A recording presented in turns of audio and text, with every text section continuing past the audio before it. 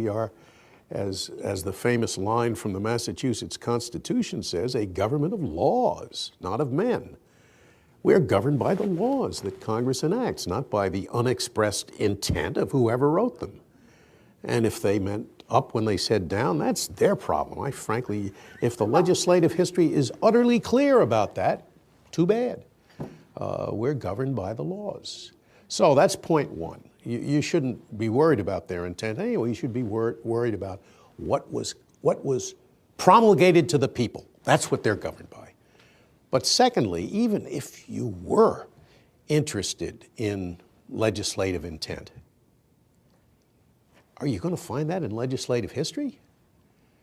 For one thing, in a multi-member body, it's very hard to understand what the intent was beyond the words that they all voted on. Other than that, they could have voted for them for very different reasons. Just because one or two of them say, oh, I think the language does this, the rest may not have felt the same way. So the notion that you can pluck statements from a couple of legislators or even from a committee report, which is usually written by some teenagers and not even members of the Federal Society if we're lucky. Not even very often not even read by the committee, much less read by the whole House, much less read by the other House. The notion that somehow is reflective of the intent of the whole Congress and of the president who had to sign the thing.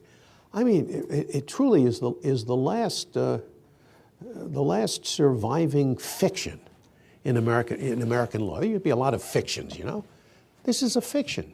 You have to engage in a willing suspension of disbelief to accept that.